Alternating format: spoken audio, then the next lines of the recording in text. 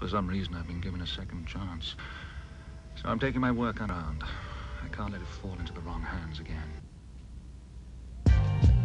Woo! I don't know what you came to do, but we come to blow some wigs this evening. Am I right about it?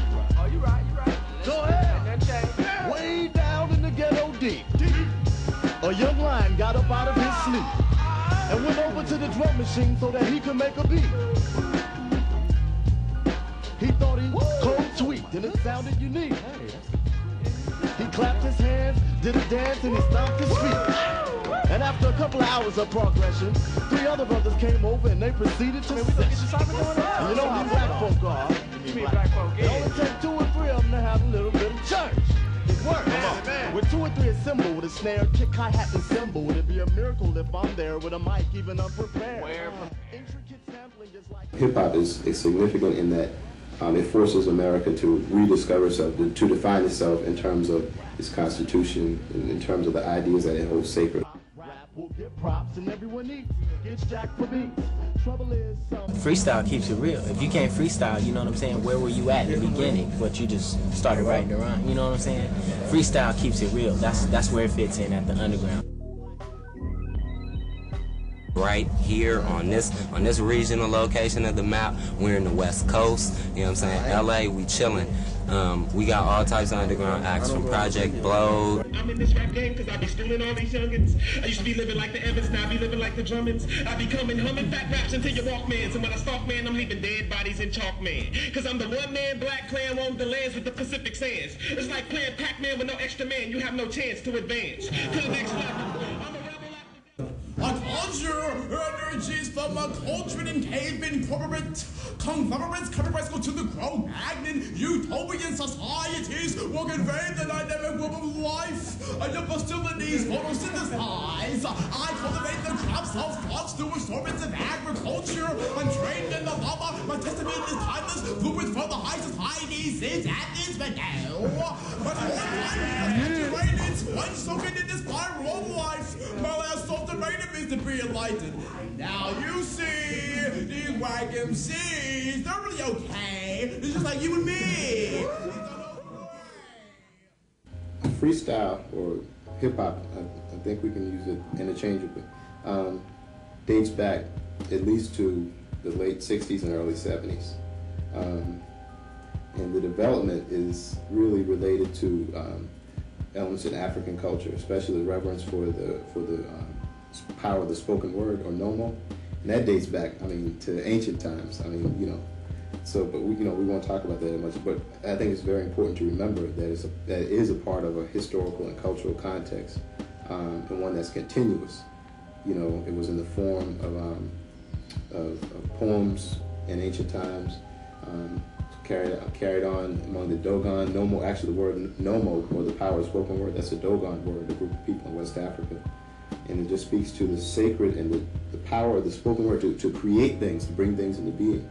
Freestyle could be something like you could start with a verse, start with a line or 2 lines, a couple bars from something off the head, go into something written and come back off the head, or some older, you know. I think it's really sort of, we've been to, freestyle's gotta be like this, freestyle's gotta be like that. Why can't it just be, it should just be open, like whatever you want to do, whatever y'all want to do, however it is. Freestyle is simply spontaneity. It's just to say, I'm looking into a Sony. My crony is Squirrel. I'm looking at your girl. She likes the bony world, which be metamorphosis, the way that I flip and kick rhyme. You know what I'm saying? Just spontaneity. It isn't written rhymes.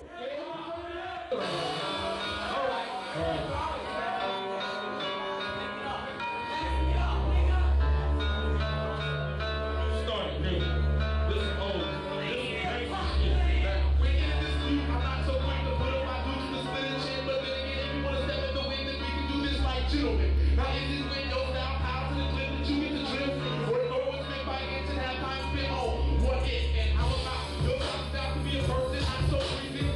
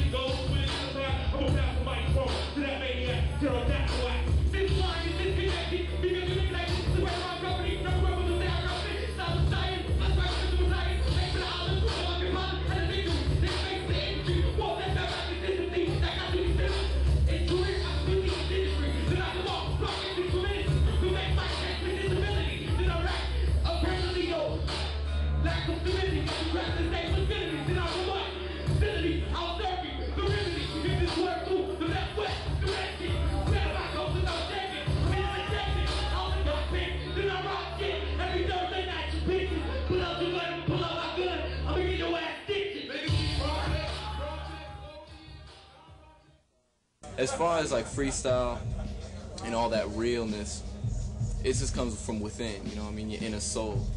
It's IS, you know what I mean? It's a eucalyptic thing, you know what I mean? And it's hip-hop in itself, b-boying, and all that, b-girl, b-boy, be this, be that, you know what I mean? It's who you are, and it's like, you innate your own creativity, you know what I mean? That's a true artist of a b-boy. You know, you innate your own creativity, you govern what you think. The ring shout was a ceremony that was practiced by African people, especially in the Southeast. And basically you had usually a man keeping the beat. Usually not with the drum, because they outlawed the drum. They, you know, took drums for people and everything and said, y'all going to incite rebellion. So what you would usually have is somebody with a big stick on a board surface beating out a rhythm, something like that. And then you would have people going around them, usually like women, and they would be singing. And sometimes they would have like one standard song, like say, "Run, Mary, run," and then they would like improvise on that theme. You know, "You got a right to the tree of life," and they just, you know, keep on repeating that, and then improvising off of that. And it's funny because it's similar in a way. When I think about hip hop, the way it sounds to me, I can hear or I can see in my mind, you know, the DJ keeping the beat, you know, as kind of like the center. And then whether you have one or two rappers, you know, they basically go around that beat, and you know, but that beat is central.